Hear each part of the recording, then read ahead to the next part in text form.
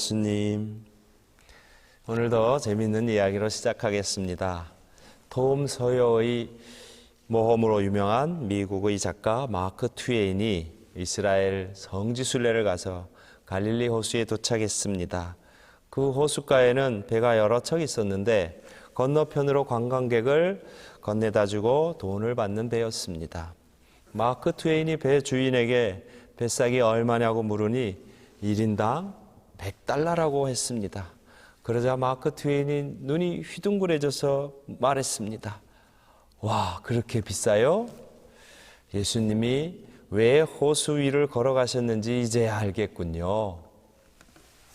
지난 시간에는 교회의 세 가지 직무와 권한을 알아보았습니다.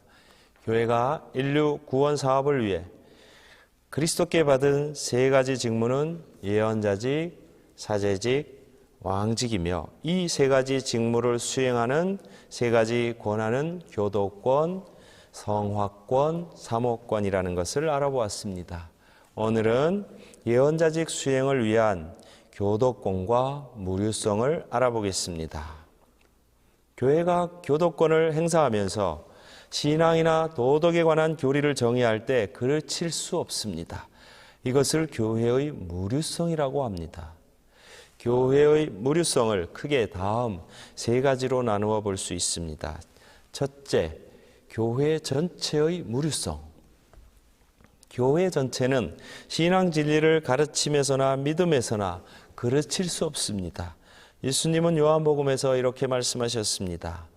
내가 아버지께 청하면 아버지께서는 다른 보호자를 너희에게 보내시어 영원히 너희와 함께 있도록 하실 것이다. 그분은 진리의 영이시다. 요한복음 14장 16절 17절의 말씀입니다. 교회가 진리 자체이신 성령의 인도 덕분에 진리를 가르칠 때 그릇되지 않을 것이라는 말씀입니다. 202년경 순교한 리옹의 성 이레네오는 이렇게 말했습니다.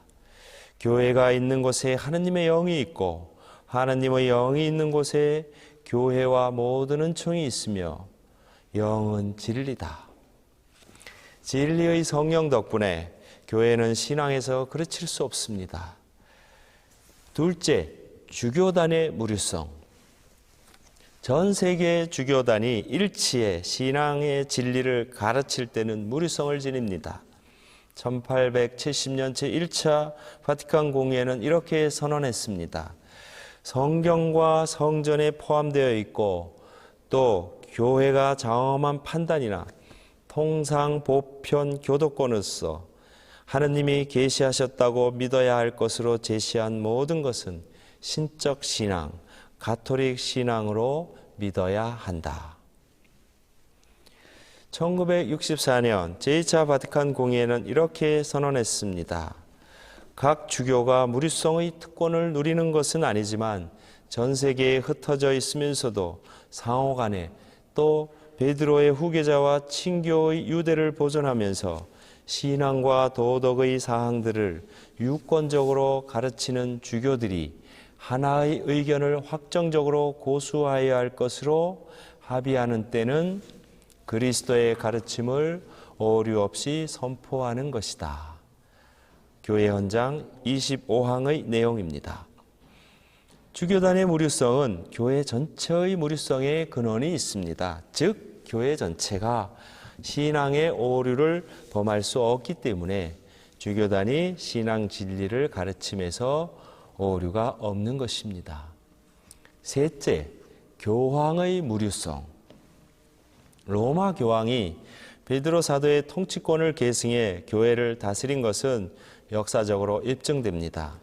기원후 1세기 말 교황 클레멘스 시대에 코린토 교회에 분쟁이 일어났습니다. 이때 코린토 교회 신자들은 가까운 곳에 있던 요한 사도에게 상소하지 않고 멀리 로마에 있던 클레멘스 교황에게 상소했습니다. 그래서 기원후 95년경에 클레멘스 교황이 쓴 코린토서가 오늘날까지 전해옵니다. 4세기에도 로마 교황의 역할이 두드러졌습니다. 유명한 교부들 간의 교리상 논쟁이 벌어졌을 때 별로 유명하지 못한 로마 교황에게 호소한 것이 성 암브로시오와 성 예로니모의 증언으로 확실합니다. 13세기 스콜라 신학의 대가 성 토마스 대 아퀴노 역시 신앙에 관한 문제가 발생했을 때 최고 권위자인 교황이 결정적으로 해결할 수 있다고 했습니다. 교황의 무리성은 1870년 제1차 바티칸 공의회에서 믿을 교리로 선포되었습니다. 로마 교황이 교자에서 선언할 때, 즉 모든 신자들의 목자여 교사의 직무를 수행하면서 사도적 최고 권위로서 신앙과 도덕에 관한 교리를 교회 전체가 지킬 것으로 정의할 때, 하느님이 베드로에게 허락하신 대로 무리성을 가지며 교황의 이러한 결정은 교회의 동의에 의해서가 아니고 그 자체로 변개할 수 없는 것이다. 제2차 바티칸 공의회 역시 제1차 바티칸 공의회의 결정을 재확인했습니다. 모든 그리스도인의 최고 목자며 스승으로서 신앙과 도덕에 관한 교리를 확정적 행위로 선언하는 때 교황은 자기 임무에 따라 무리성을 지닌다. 교회 헌장 25항의 내용입니다. 그러므로 신앙과 도덕에 관한 교리를 가르칠 수 없는 것이지 자연과학이나 인문과학 등 다른 사항에 무리성이 해당되지는 않습니다. 1854년 비오 9세 교황이 선포한 성모 무염시태 교리, 1950년 비오 12세 교황이 선포한 성모 몽소승천 교리는 교회 최고 교도권이 무리성으로 선포한 믿을 교리입니다. 이런 교리들은 성경과 사도신경에는 없지만 교황이 정식으로 교자에서 선포한 교리기에 틀림없는 것이고 가톨릭 신자들은 믿을 교리로 받아들입니다.